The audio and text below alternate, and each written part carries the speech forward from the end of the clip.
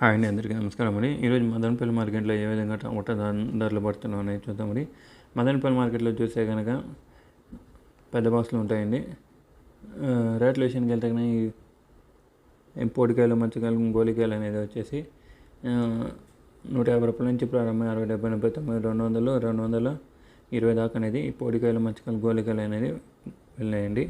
అదే సెకండ్ రకం క్వాలిటీలు చూస్తే కనుక 250 నుంచి ప్రారంభం 60, 70, 80, 300, 350, 400, 450 రూపాయలు అనేది వెళ్ళాయండి. సెకండ్ రకం క్వాలిటీలు 450 దాకా అనేది వెళ్ళాయి. టాప్ అండ్ టాప్ విషయానికి, మంచి క్వాలిటీ విషయానికి వెళ్తే కనుక